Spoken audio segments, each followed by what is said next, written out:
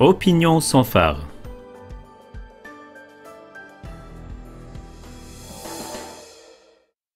La crise du coronavirus, un prétexte pour la surveillance et le contrôle. Le rappeur autrichien Kilesmore est connu comme la voix du rap du mouvement pacifiste. Dans ses paroles, il porte un regard très critique sur l'actualité. Sur sa nouvelle plateforme YouTube, appelée Sikh, provient du latin et veut dire en français « c'est ainsi que cela se passe réellement ». Il commente les développements actuels. Dans son émission du 12 mai 2020, il souligne l'expansion de la numérisation et de l'intelligence artificielle dans le cadre de la crise du coronavirus. Par exemple, à l'aide d'une application téléphonique, pour minimiser le risque d'infection, on veut mieux tracer les chaînes de contact. Et des systèmes de paiement numériques sont introduits partout. Selon la vidéo, cela ne servirait cependant que de prétexte, car un document interne du Comité américain sur l'intelligence artificielle, NSCIA, montre une motivation complètement différente. Il montre comment la Chine étend massivement le domaine de l'intelligence artificielle et des applications numériques. Le monde occidental, surtout les États-Unis et leurs alliés, comme l'Allemagne, s'efforce de suivre cet exemple. Tout va être de plus en plus mis en réseau numérique. Dans la vidéo qui suit, Kilesmore explique clairement ce que cela pourrait signifier pour la société.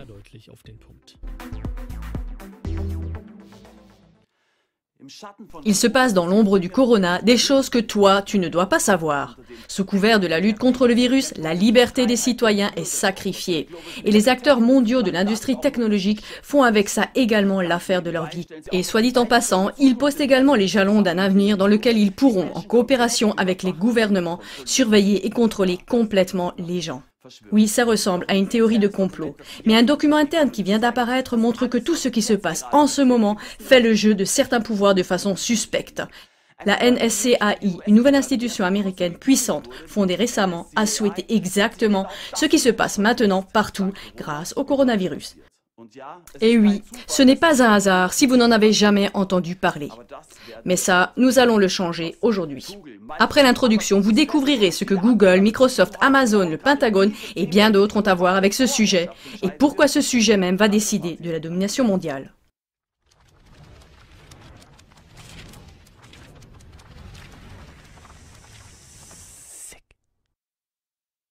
Quoi de neuf, mes chers formidables auditeurs? Bienvenue au 9e numéro de Sikh, la plateforme qui veut rendre le monde un peu plus libéré de toute connerie. Et aujourd'hui, je peux vous promettre que c'est exactement ce que nous allons faire.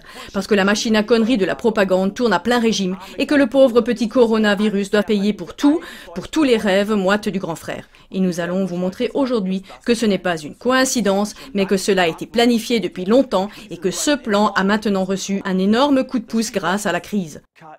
Le mot-clé ici est IA, c'est-à-dire l'intelligence artificielle. Et c'est bien plus que l'algorithme Amazon qui vous dit que les clients qui ont acheté le livre d'images de Julian Reichelt étaient aussi intéressés par un tas d'autres merdes. Non, l'IA, c'est bien plus que cela. Surveiller. Localiser. Suivre. L'œil qui ne dort jamais ne rate jamais rien. Mais il ne suffit pas de nous surveiller 24 heures sur 24. À l'avenir, 500 millions de caméras dans le monde entier enregistreront nos émotions, découvriront les comportements suspects et prévoiront même les crimes avant qu'ils ne soient commis. Des caméras qui décodent les émotions des passagers dans les transports publics. Ceci est un supermarché. Des robots, contrôlés par l'intelligence artificielle, emballent tout, de la lessive au melon, pour les consommateurs en ligne. Remplacement d'un conducteur humain. 1 milliard de personnes utilisent WeChat, l'équivalent de Facebook, Messenger et PayPal et bien plus encore, réunis dans une super application. Cela signifie que l'algorithme d'apprentissage profond peut rapidement prédire le comportement humain. La technologie de reconnaissance faciale identifie les personnes par leur visage ou simplement par leur façon de marcher. Surveillance vidéo intelligente. Un marché estimé à près de 40 milliards de dollars aujourd'hui. C'est ce que certains appellent le marché de la peur. L'IA, ou l'intelligence artificielle, déterminera la vie dans le futur, comme aucune autre technologie sur la planète. Et c'est précisément pour cette raison qu'il est d'une importance capitale pour l'empire actuel, les États-Unis. Parce qu'il s'agit de sécurité nationale et de suprématie mondiale. Et c'est ce que les États-Unis voient aujourd'hui menacé. Car il y a un pays qui est sur le point de dépasser les États-Unis dans ce domaine, la Chine. Ils ont fait de la domination mondiale dans le domaine de l'IA une priorité nationale. En 2017, Xi Jinping a annoncé les nouveaux plans audacieux du gouvernement devant un public de diplomates étrangers. D'après lui, la Chine rattraperait les États-Unis en matière d'intelligence artificielle d'ici 2025 et il deviendrait le leader mondial en 2030. Et les États-Unis craignent maintenant de perdre leur position de leader sur la scène mondiale car pour rester l'empire à l'avenir, c'est-à-dire la puissance dominante sur la planète, il faut avant tout une chose, des données. Citation, « Les données sont le nouveau pétrole » et la Chine est submergée de données, surtout par rapport à l'Occident. La Chine est aujourd'hui le meilleur endroit pour mettre en œuvre l'intelligence artificielle en raison de la grande quantité de données disponibles en Chine. La Chine compte beaucoup plus d'utilisateurs que tout autre pays, 3 à 4 fois plus que les États-Unis. Nous avons 50 fois plus de paiements par smartphone que les États-Unis. Nous avons 10 fois plus de livraisons de nourriture que les États-Unis. Ceux qui servent de données pourront savoir plus sur les comportements des utilisateurs.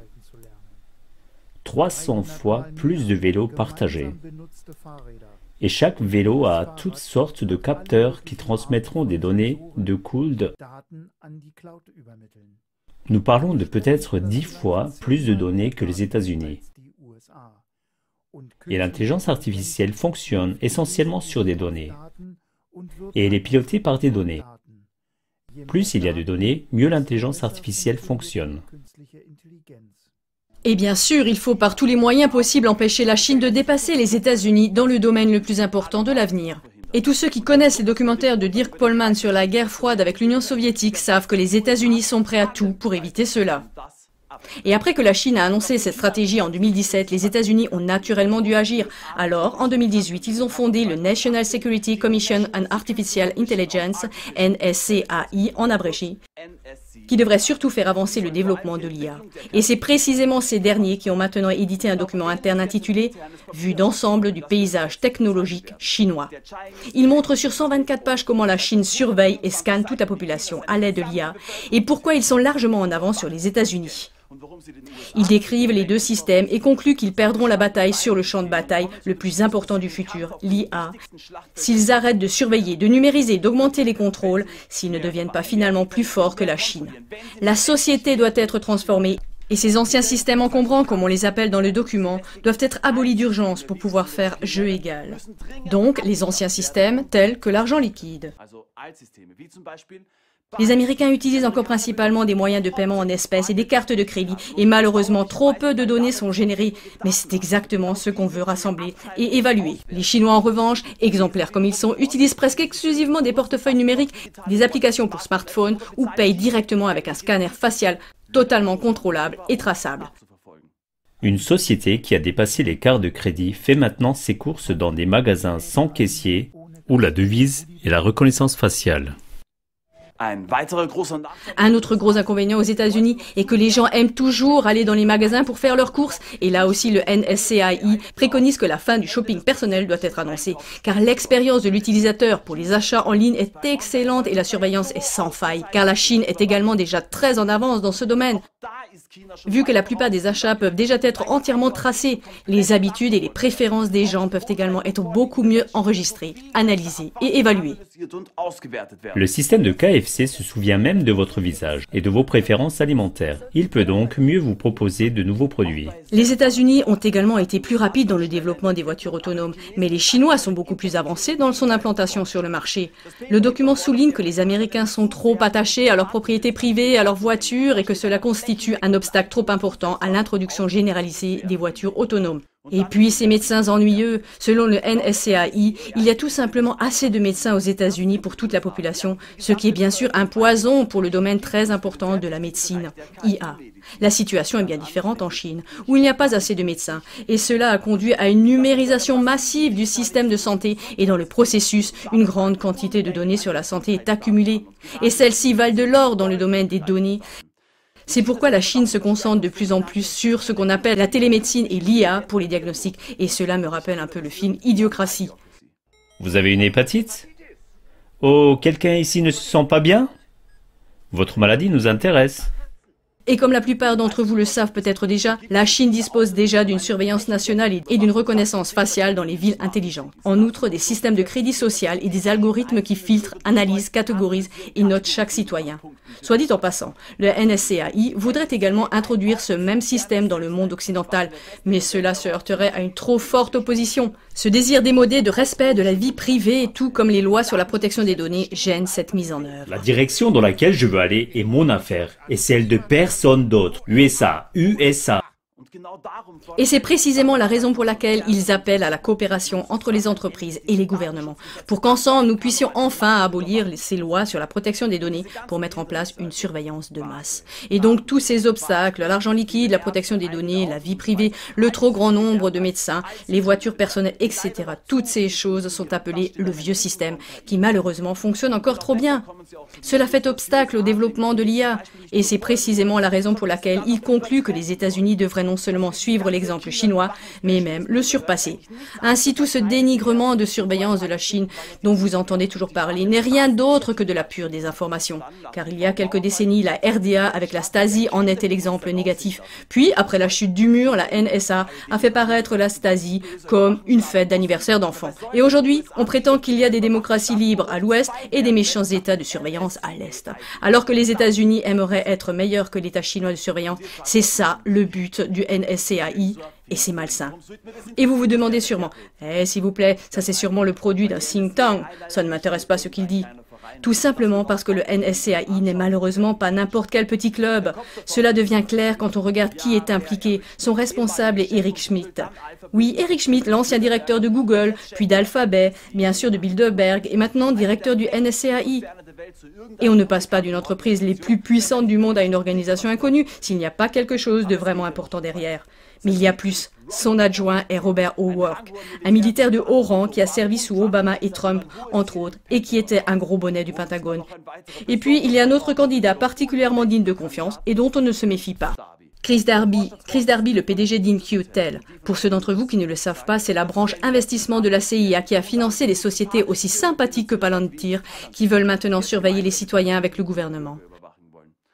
Outre ces icônes des droits de l'homme, nous avons de nombreuses entreprises à bord, telles que Microsoft, Amazon, Oracle, Google, les fondations Open Society de Soros, des fabricants d'armes comme Lockheed Martin, l'armée américaine et l'ancien directeur des services secrets américains. Tout cela, c'est le NSCAI.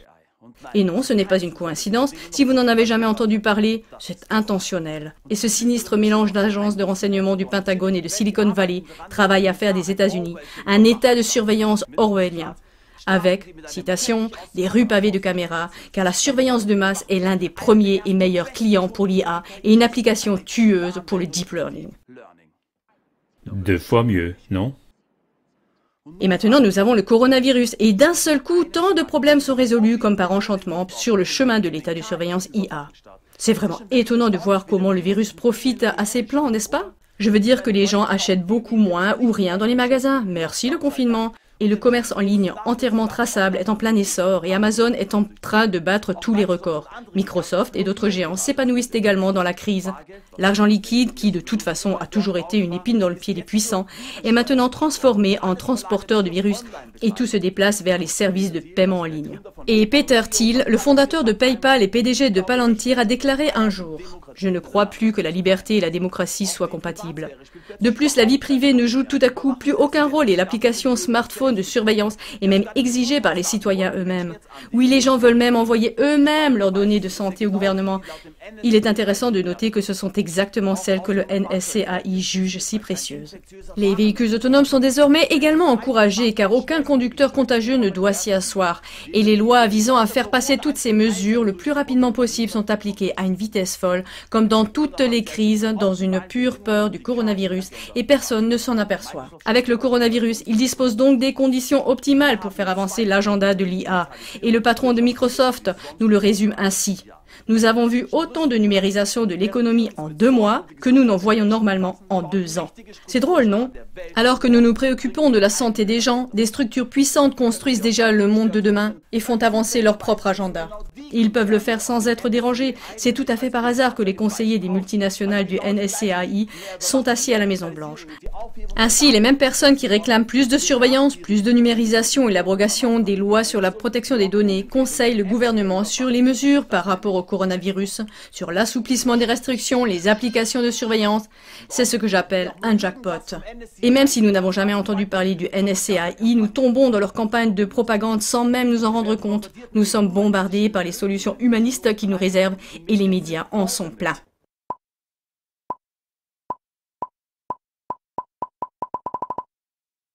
Et oui, cet agenda gagne du terrain aussi en Europe, le garde-manger des Américains. Ici, en Autriche par exemple, nous voulons promouvoir les projets d'IA, en particulier pendant la période du coronavirus. Et à Singapour, qui nous a longtemps été présenté comme un modèle, non seulement la surveillance est beaucoup plus avancée, mais non, des chiens robots patrouillent dans les rues pour vérifier si les gens respectent les mesures de protection. Hier, une vision d'horreur de Black Mirror, aujourd'hui, une réalité. Heute schon Wirklichkeit. Remarquez la fréquence à laquelle l'IA nous est maintenant présentée comme remède. Vous serez étonnés. Mais sans un regard à cela, vous ne la remarqueriez même pas. Maintenant que vous avez ces connaissances de base, il ne sera pas si facile de vous mener dans la spirale numérique. Et pour devancer un crétin naïf qui voudrait vomir dans la colonne des commentaires quelque chose comme « Kilas, tu veux dire qu'ils ont délibérément libéré le virus juste pour nous surveiller ?» Non, je n'ai pas dit cela. Le virus pourrait être pété sur la Terre par un extraterrestre, ça n'a aucune importance.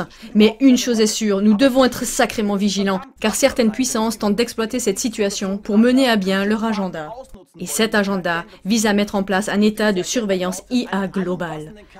Et si vous ne me croyez pas, nous avons bien sûr mis le lien de tous les documents ainsi que toutes les autres sources en bas, dans le générique de la vidéo. Faites votre propre analyse. Je sais. Ce n'est pas facile quand on est confronté à tant de faits nouveaux à la fois. Alors je vais vous le résumer à nouveau. La Chine et les États-Unis considèrent tout de l'IA comme le domaine décisif pour l'avenir. Cela déterminera l'équilibre des pouvoirs dans le monde. Les grandes entreprises technologiques et les gouvernements veulent fusionner encore plus à l'avenir pour pouvoir affronter la Chine, ce qui déjà peut être vu de manière très critique.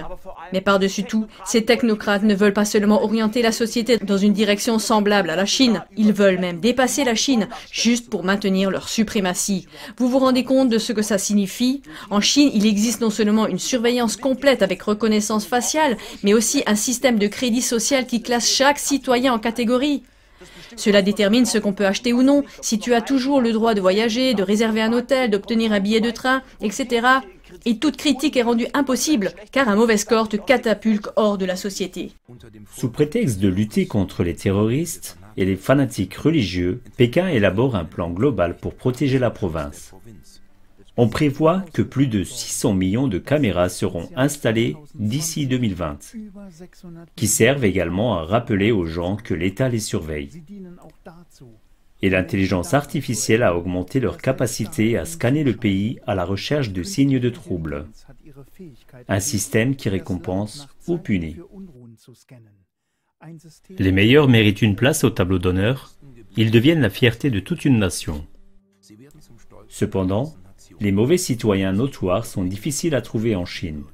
Ils sont bannis des villes et marginalisés. Dans certains centres commerciaux, leurs visages apparaissent sur les écrans pour les humilier davantage.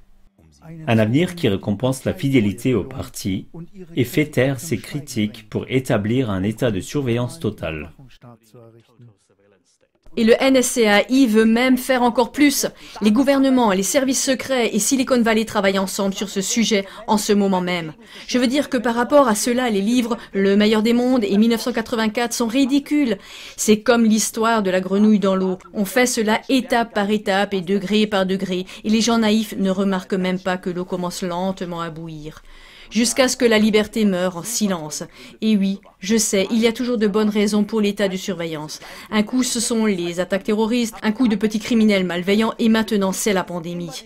Mais quel que soit le problème, la solution qui nous est présentée est toujours la même. Plus de surveillance, moins de liberté, moins de droits du citoyen. Croyons-nous vraiment que ce conglomérat de pouvoir, les gouvernements et les multinationales ne veulent que notre bien? Ceux qui nous ont apporté la surveillance de la NSA, ceux qui mettent tout et tous sur écoute, ceux qui emprisonnent des gens sans ordre de la Cour de justice, ou qui bombardent avec des drones, ceux qui mènent des guerres d'agression illégales, ceux qui ont apporté l'agent orange à l'étranger et la thalidomide dans leur propre pays, ceux qui couvrent le monde de glyphosate, ceux qui tirent des munitions à l'uranium. Croyons-nous vraiment qu'ils ne se soucient que de notre bien et de notre liberté? Jusqu'à quel point devrions-nous être naïfs pour tomber sans cesse dans le panneau? Mais vous, gens merveilleux qui êtes là, il n'est pas trop tard. Nous pouvons encore descendre dans la rue pour notre liberté. Nous pouvons encore nous défendre contre le démantèlement des droits fondamentaux. Nous pouvons encore influencer notre avenir. Nous pouvons encore utiliser notre voix. Mais il ne faut pas la mettre dans une urne, puis attendre 4 ans et nous étonner qu'on ne nous écoute pas. Utilisez votre voix, défendez vos droits, défendez les droits de tous les humains, car ce n'est qu'ensemble que nous pouvons changer quelque chose à ce système pourri dans lequel nous nous trouvons tous ensemble. Ne vous laissez pas diviser, échangez des idées entre vous et surtout faites quelque chose. Le moment d'agir, c'est maintenant. C'est tout pour le 9e numéro de SIC, et si ce genre d'émission a une valeur pour vous, alors soutenez-nous avec un petit pourboire, afin que nous puissions continuer à vous rendre le monde un peu plus exempt de conneries. Nous comptons sur vous, les gens éveillés devant les écrans. Mais oui, le soutien passe aussi par le partage et les links, et c'est très important pour que ces informations continuent à sortir et qu'un jour nous atteignions la masse critique. Je vous remercie du fond du cœur et restez vigilants. Peace. Bleibt wachsam. Peace.